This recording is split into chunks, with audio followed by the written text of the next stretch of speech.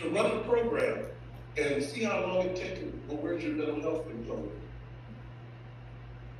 See, that's what they want to do. We look at our schools, and I'm going to get deeper into this suicide and violence, but we got to see what's leading this.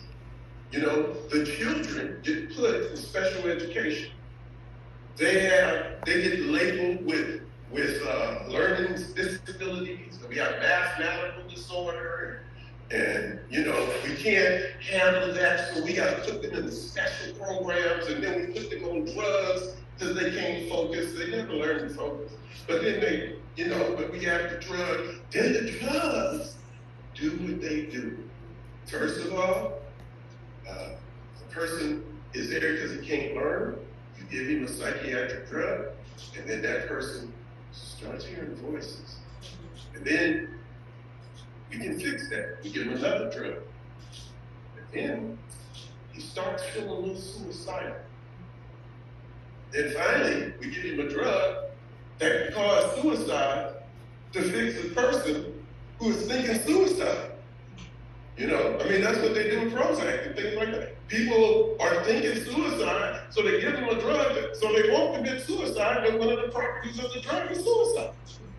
So how is these things supposed to work? We're looking at all of this on law enforcement. Law enforcement this, law enforcement that. But 36% of these people are being hit are on these drugs. They're doing a suicide by cop. Nobody's talking about that. So they go out there, law enforcement, I'm not going to talk about this because I was law enforcement. I worked 13 years for the Los Angeles County Sheriff. I worked East Compton and Linwood and the areas of Willowbrook. So I know what we were starting to see when I left the Sheriff's Department. People who will walk up with their hands behind their back looking at you and you say, hey, hold it right there, turn around, and they just keep walking up on you. And you point the gun at them and say, halt. And they say, and they keep walking up. Well, the officer's job is to calm it back. He want to be with his family. He doesn't know what that means. Most of us are rational enough to know if somebody points a gun at you, you don't challenge it. But these people who walk up, start acting out, they're talking to themselves, they charge the officers, the officer squeezes off, everybody say, he was unarmed. I'm not defending bad cops. Don't even get that message. Because I've seen them. I've worked with them. I know bad cops. But I can tell you without a doubt, 85% of all police officers I've ever met would run into a burning building to save the life of anybody, of any color. So what is this? We have an actress who came out with a toy gun and was killed by the police. She wasn't even white. Because they don't know how to interpret that. They don't have time to see if the gun works. If these replicas look just like guns. So you got all these people doing suicide by cops. 80% of the shootings that when people are committing suicide by cops, they are actually with fake guns. But the officer has no way of knowing that. So then you get these big movements because nobody's shooting at the right target. If we're all in a room and they tell this one shoot at target A, tell this group shoot at target B, tell the rest of them shoot at target C, but the real target is target D, how can you ever win? If I'm the only one shooting at target D. You can't. So as long as in society as we are addressing the wrong targets, we can never win the game. And the real target is psychiatry and its abusive nature. That's who we got to deal with. There's nobody else to deal with. The homeless population, they can fix that easy. They just don't know what to do because they listen to the science. You can just say, everybody that's the work homeless, come with me, house them.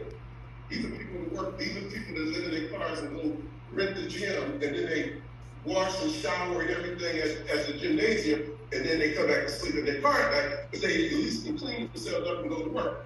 So let's just remove them out of the situation. Then let's remove the willing homeless, those who are willing to work. tax the rest because they damaged them anyway.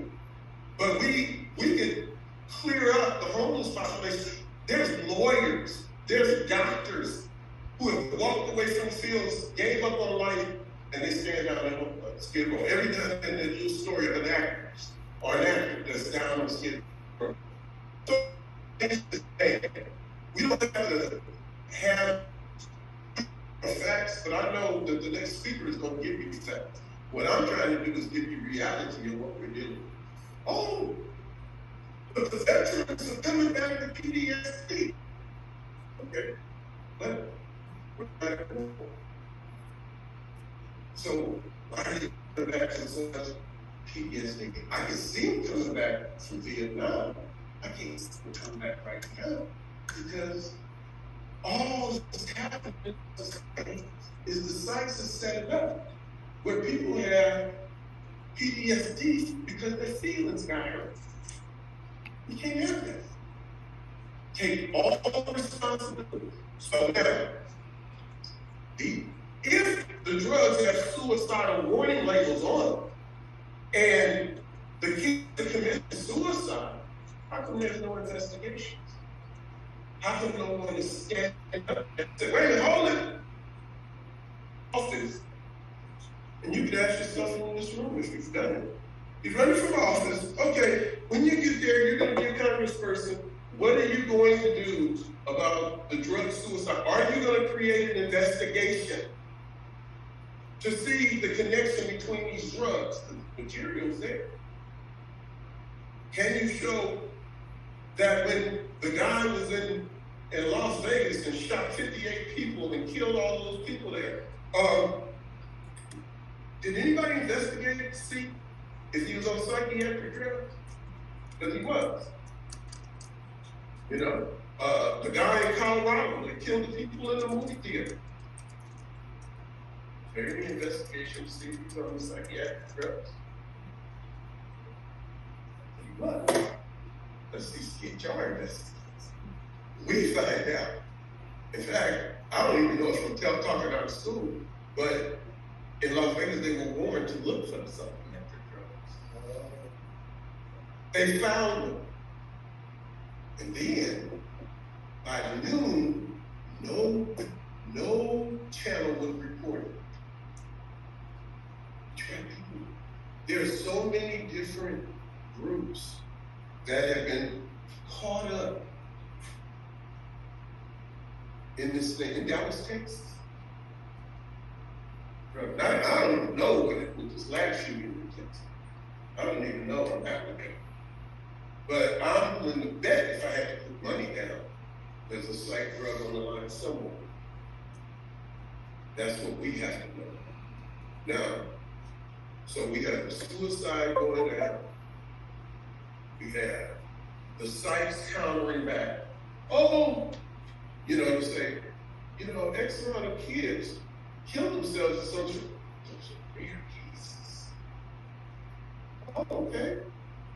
So this actually happened with me, a psychiatrist. So there's about 250 people in the room. Can you point out the rare cases? What does that mean? Oh, because if we can point out the rare cases, then we can make sure that we give the rare cases the psych drugs that will kill themselves. But there's no way of knowing who's going to be affected that way. One of the parents said, what? Hey, please, this could be my kid, you know? He did the appropriate thing, he got up and left. Left me there to really hope for it. So, but that's what we're looking at. So the gun violence we're looking at, is it the guns? You know, they can always get us to give up the right so that we can be safe. But then the moment that you set yourself up to be safe, you're no longer safe. Because the criminals still have theirs.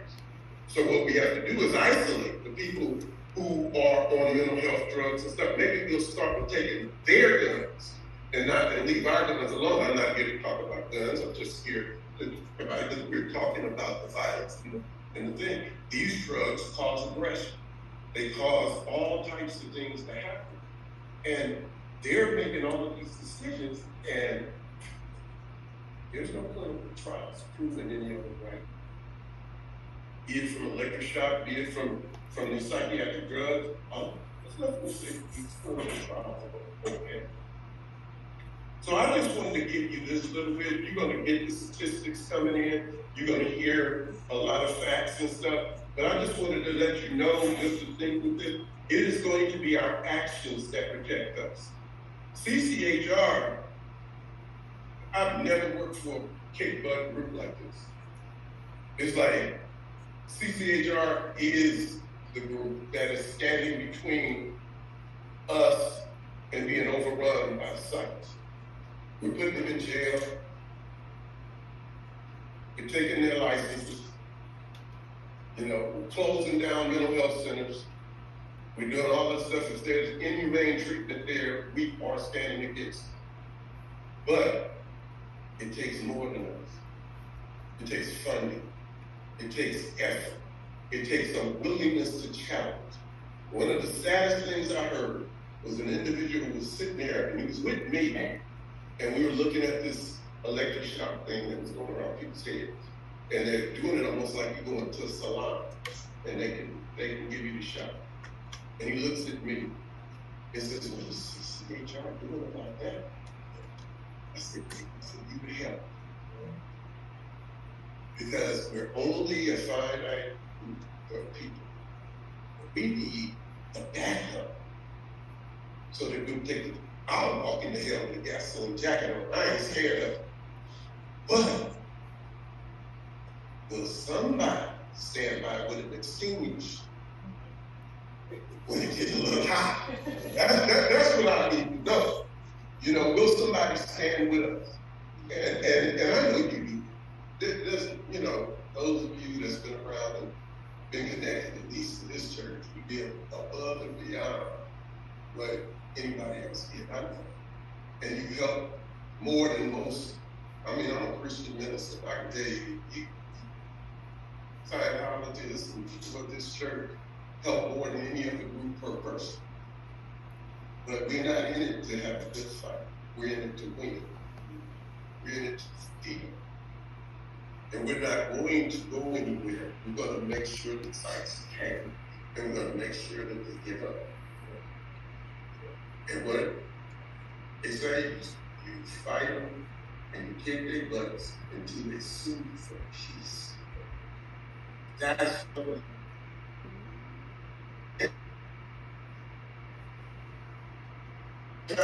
the mental institution. Just say, I'm a member of CCHR, and if you don't know what that means, Google it. Find out what people that's been on that very same segment. My niece was put in the, she was taking ecstasy. I ain't afraid to say it. She did it, so there it is. She took ecstasy. Mental go down and say, do not give her a psychiatric drug on top of ecstasy. You think that was the smartest thing they ever said. The psych says, she belongs to me. My sister said,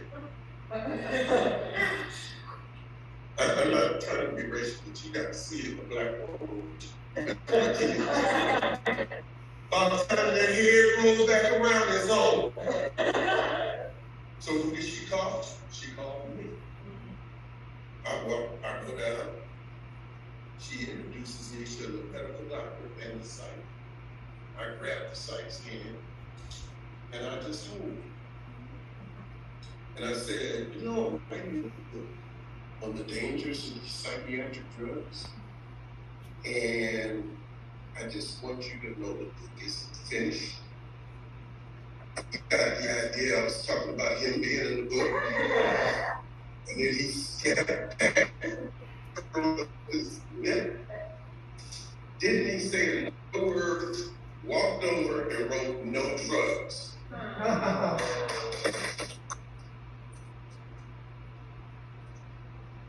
You got an organization that they are afraid of right before you. You got the organization that is willing to take them all on. I've been, if I told you what we've been doing, what I've just been doing, and the groups I'm allied and been doing all this stuff, you'd be like, wow, that's just me. The problem is the execs over me work harder than I do.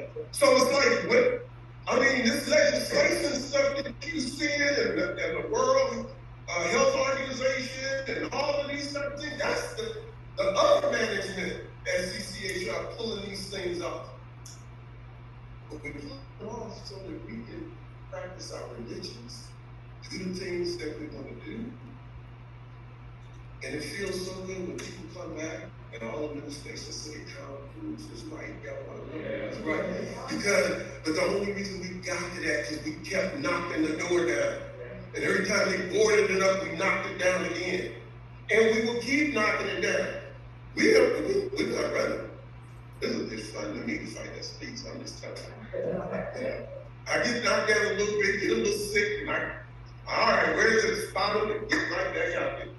That's what we have to do. And with your support, with you backing up CCHR, we can change this game and make this better plan. Because the end result, and one of the things I know is that they can look at other methods. Psychiatry cannot dominate the field, especially since they don't know what they're doing. I'm gonna take one last story. So I was working for a company and they were very suppressive. I went out what they call stress. When you go out stress, you gotta go see psych. I go to a psych and he says, what's going on? I'm telling him in about 3 minutes. And he says, okay, I can write you 2 prescriptions, one for, I said, hold it. I said, why are you writing me the prescription? I'm not causing the problem. They call, where's your classes on how to cope with evil people? So they sent me to this class. I guess it was a social worker that came in and they signed me up. I go to this class. The second day I'm there, I'm in the class. And I'm thinking this is funny, but they found out I was in management. Most of the people that had problems with management, so they started asking me questions. I started answering with the knowledge that I have, and the people start digging it. Next thing I know, I'm running the class. But I'm running out, I gotta go talk to another site. So here, I find out that my wife's uncle's girlfriend is a site, that she's finishing up her last little bit. So I go in to meet her, and I say, how are you and the uncle doing? Every day that I saw her walk in and ask that question, and 56 out of the 60 minutes we talked about her problem. We didn't talk about my problem. And I'm just sitting there, running this. And did anybody else have this feeling of him? And is this the first time, or was there an earlier instance? And I got through the whole thing. They wrote prescriptions. She gave, depend on me. She said, just feel it, don't take it. That's what she said. Oh, by the way, I want you to speak at my class. That's the power of the technology that we have, and we're not even questioning it.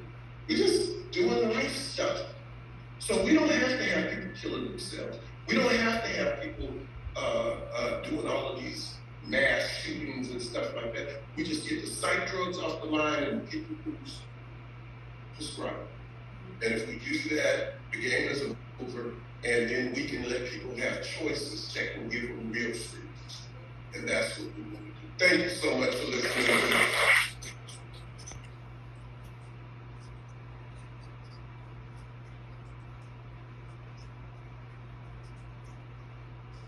Thank you so much, Reverend Shaw. And I want to let you know we will have question and answer at the end. So if you have specific questions that you would like to ask him, please keep them in mind, and we will do those at the end of the presentation. All right, I'd like to introduce you to our next speaker, Mrs. Erin Godley. She is a mother of 3. She is a certified nutrition consultant and she specializes in mental health issues. So please welcome Ms. Valley to the stage.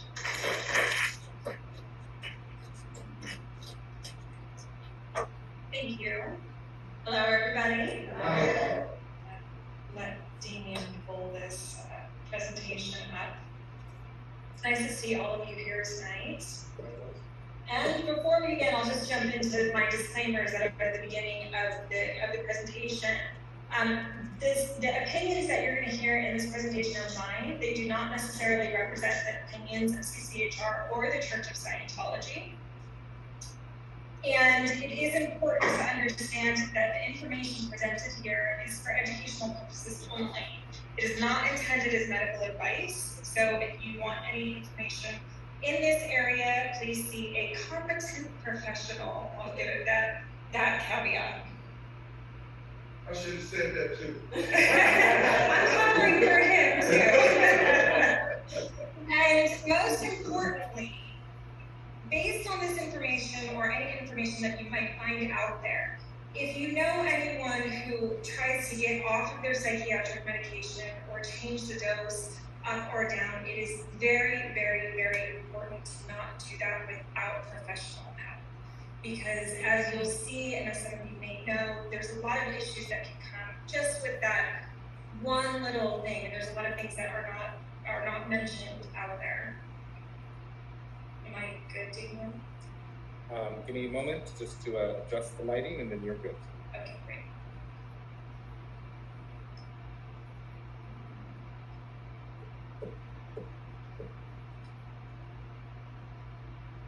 I will say it was really interesting when I was researching this. I spent the last 2 or 3 weeks knee deep in all kinds of books, studies, videos, podcasts, blogs, you name it.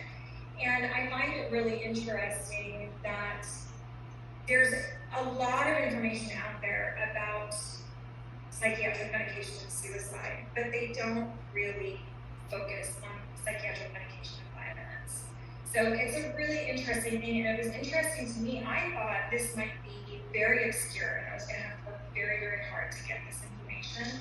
And what I found when I started looking, and then I would use one source to get to another source to get to another source, I found that there is so much information out there, and it is amazing to me that this is not discussed. So I'm happy to be able to give you some additional information on this.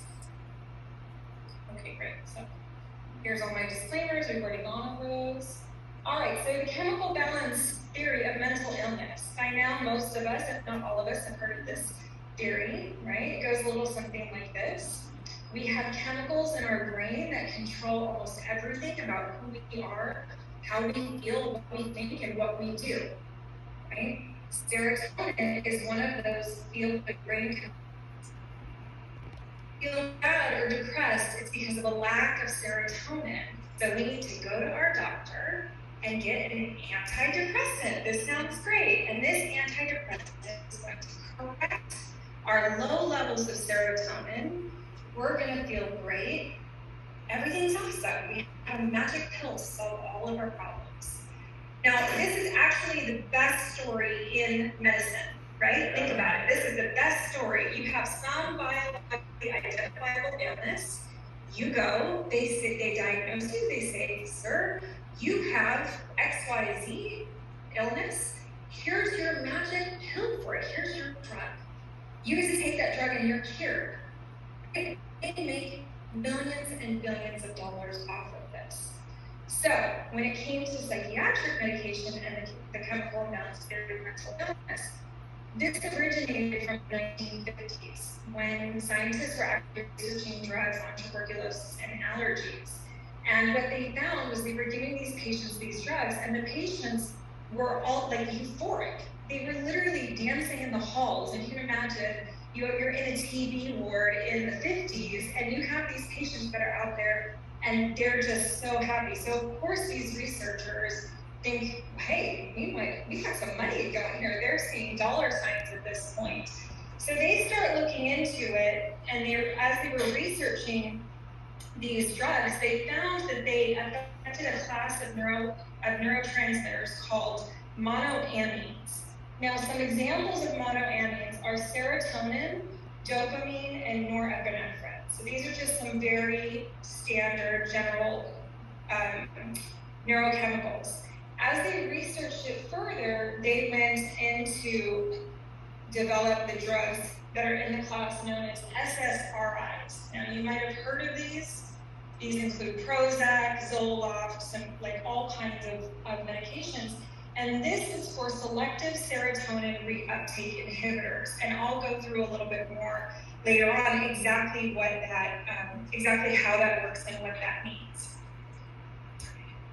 But this story is great. It's very, very simple, right? Everyone can understand it. You can go to your psychiatrist. He says, hey, yo, you're depressed. You have a chemical imbalance. There's a drug for it. And the drug companies love this. Now, on the Celexa website in 2005, they use this, it's great for marketing. They say Celexa helps to restore the brain's chemical balance by increasing the supply of a chemical messenger in the brain called serotonin, right? Very simple. And some of you may remember the little guy, like this little oval guy on the commercial, and he's like this rain cloud following him, and then they have these nice little diagrams, and before he takes his Zoloft, he's got like low serotonin going across, and then afterwards, all this more serotonin, and then he's happy. So this is what they used to promote for a very long time. And the American Psychiatric Association also got behind this. And they said antidepressants may be prescribed to correct imbalances in the levels of chemicals in the brain. Now, to this day, you can go on to their website, and this is what it says, despite the evidence that I'm going to show you later on, that they have known for a long time that this actually doesn't exist.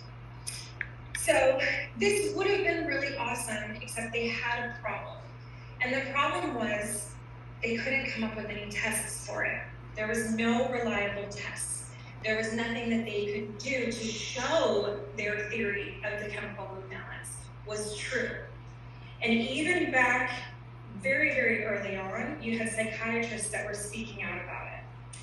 This is an award-winning serotonin researcher in the 1970s, psychiatrist David Burns, who said, I spent the first several years of my career doing full-time research on brain serotonin metabolism, but I never saw any convincing research that any psychiatric disorder, including depression, results from a deficiency of brain serotonin.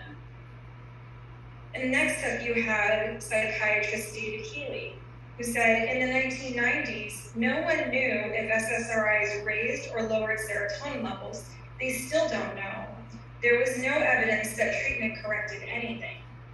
Now, you mentioned last week, serendipitously, right, all over the news channels, they're all of a sudden talking about the chemical imbalance theory and how, lo and behold, in 2022, guess what? It might not really be true. And on top of that, Tom Cruise might have been right. Well, who knew? So I looked into like, well, what happened here? Why is this all of a sudden coming up? And what I found was that there was a paper that was published last month in the Journal of Molecular Psychiatry. And this went over the serotonin theory of depression. This is a systematic review. Here's what they had to say. Our comprehensive review of the major strands of research on serotonin shows there is no convincing evidence that depression is associated with or caused by lower serotonin concentrations or activity. Most studies found no evidence of reduced serotonin activity in people with depression compared to people without.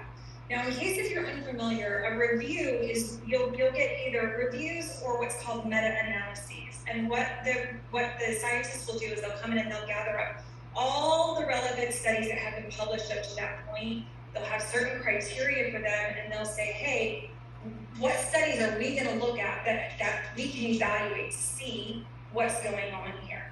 And so they went through, and this is basically a study of studies that showed this. And in conclusion, they said, we suggest it is time to acknowledge that the serotonin theory of depression is not empirically substantiated. Who knew? Right? And now everyone's saying, oh yeah, hey, maybe this isn't true, but you know who knew?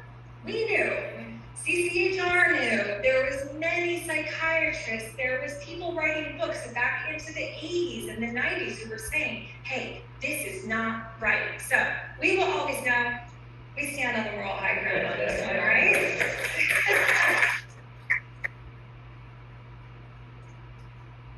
So the problem with this, among many problems, I'll acknowledge, but the problem with this is that when you just look and you say, hey, there's something wrong with your brain, you need a drug to fix it, you're not looking at anything else that could be going on, and you're now making that person obviously dependent on one solution. So just to give you an example here, here's some nutrient deficiencies that can lead to depression: omega-3 fatty acids, vitamin D, vitamins B6, B12, B9, iron, zinc, iodine, selenium, amino acids. Rattle them off. This is not even a complete list. There's also they've known this forever. If you get a severe deficiency in niacin or B1, it can cause absolute psychosis. And this science has been around since at least the early 1900s. So this stuff is well known. Now we have physical conditions that can contribute to depression: hypothyroidism, leaky gut syndrome, adrenal fatigue, lack of sleep. Anybody who's had kids knows this is rough. Lack of sleep. This is what they do to torture prisoners, right? They don't let them sleep. So it's real rough. Imbalanced hormones, mold poisoning, birth control pills. This is an interesting one, right? Do you know that they tried to make birth control for men?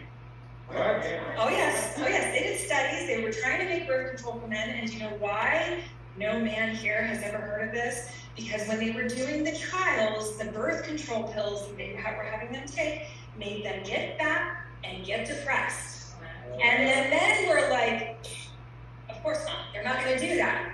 But women get on birth control pills, they gain weight, they get depressed, they don't understand why. They go to their doctor, the doctor says, well, you have a chemical imbalance. It's kind of a beautiful system in a devious way for the drug companies. And ironically, right, as you mentioned, antidepressants can cause depression. I mean, you can't really make this stuff up. It's almost sometimes like you're reading it in some alternate universe. You're like, this is not, I mean, how do you live in this world? And then we all know alcohol and drug use, right? So you have all these other physical factors that can play in, but I can tell you from firsthand experience, you can walk into any doctor, general practitioner, psychiatrist, you can walk into most doctors and you can say, I don't feel good. I'm stressed out, I'm anxious, I have tests coming up, I'm in college, my wife just lost her job, whatever the thing is. And they'll say, great, here's a prescription, right? So we're not really, they don't even test for things. They're not even going, hey, what's the deficiency here? Let's see, do you have anything? Have you not been sleeping because you had a baby? No, you have postpartum depression, right? Now, outside of that, what are the other causes that can contribute to depression? In his book called Lost Connections, author Johann Hari goes over the disconnectedness of people in society. And I'm sure you can think of many examples, the internet, how it contributes to this sort of individualization of people. He goes over things that range from meaningful work, other people, meaningful values, disconnection from status and respect, disconnection from the natural world. How many kids are not outside, hanging from trees, getting their feet in dirt? I don't know, maybe evolution says, hey, we should get our feet dirty once in a while. And disconnection from a hopeful and secure world. You look at the girls now, the epidemic that's happening with young women, and you look at social media and how much that plays into it. It's just, how can you ignore that? But yet, you go into your doctor and they say, hey, your 16-year-old, she's feeling depressed. We don't need to look at anything else. Let's just give her a drug. So what do these drugs actually do, right? What is the science on this? Well, there are over 100 billion neurons in the brain. And there's many neurochemicals. So the actions between these are in the trillions. So very arrogant, first of all, to think that, hey, we got this taped, right? We got this all figured out.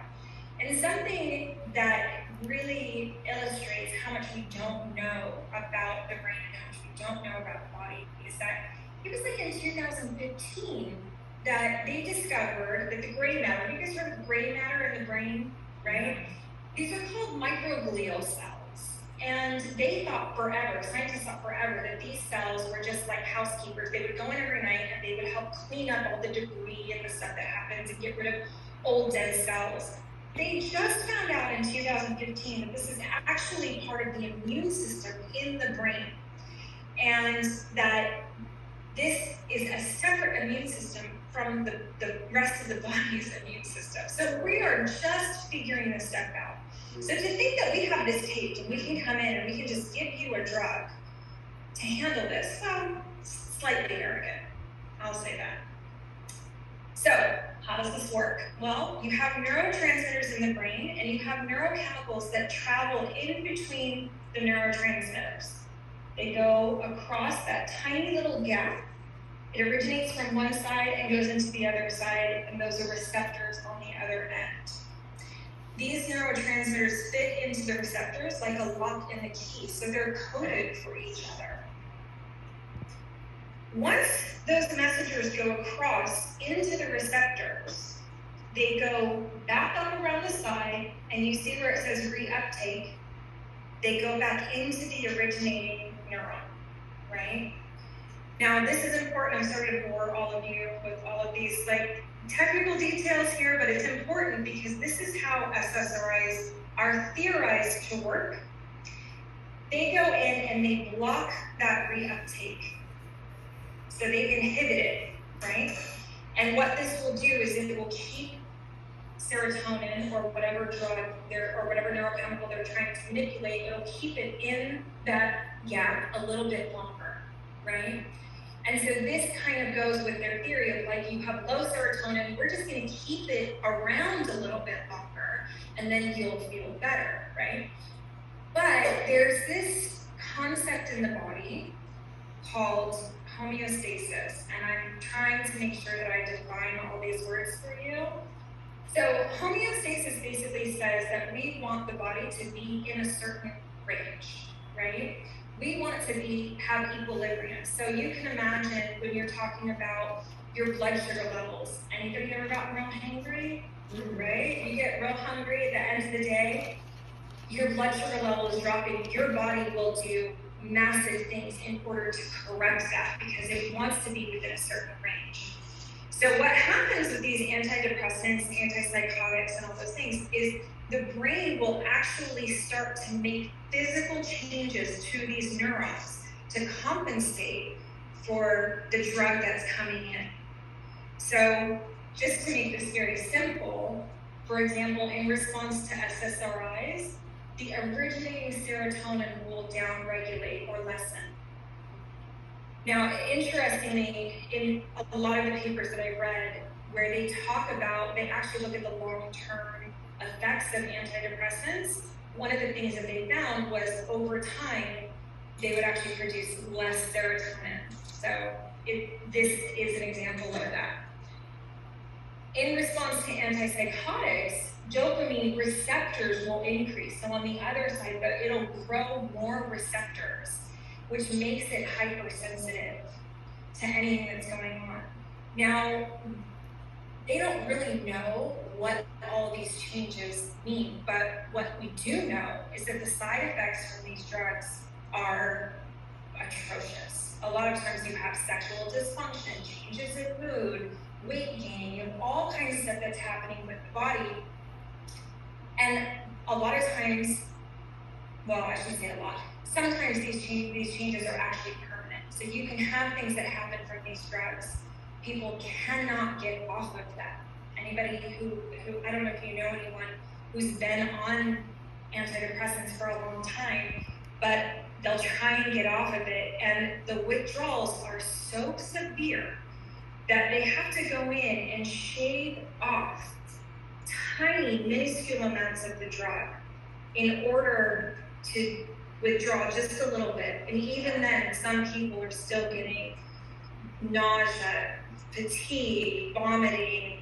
They'll get brain zaps that they describe as like literally being electrified from your brain down your spinal cord. Just from at times shaving off just one little minuscule amount. So with all of this, I do have to say one thing before I go into the next section, which is correlation is not causation, right? So you can correlate things together, meaning I could say, well, there was a group of bank robbers and they all chewed gum, so chewing gum must make people rob banks, right? We can correlate those two things together, but it doesn't necessarily mean that it's the cause. Drug companies love this. This is also smart science, so I'll say, but it also gives nice smokescreen behind all this stuff. But on the other side of that, you have like the tobacco companies, right? For the longest time, they hid all that science that tobacco actually is a cause for lung cancer. And eventually, through science, through all kinds of litigation and legal maneuverings and all that stuff, now we know, hey, you smoke, you've increased your chances of getting lung cancer. So I wanted to go over a brief history of SSRI drug labeling. January 1988, Prozac was introduced to the market. By February of 1990, there was a paper published in the American Journal of Psychiatry called The Emergence of Intense Suicidal Preoccupations During Fluoxetine Treatment. Fluoxetine is the name for Prozac. So you have 2 years, and they already were looking at it. This paper went over 6 case studies of people who developed intense suicidal ideation after going on Prozac where they never had before. So they already knew. By May of 1990, Eli Lilly was required by the FDA to add suicidal ideation and violent behavior to the drug label, right? And in 1991, the Royal Pharmacy Society of Great Britain and the British Medical Association included suicidal ideation and violent behavior as Prozac side effects. So you can see they already were linking up violence and these drugs, but you don't really hear about this anymore. What you do hear about is you hear about suicide, because it took them from 1991, when they already were seeing problems here, until January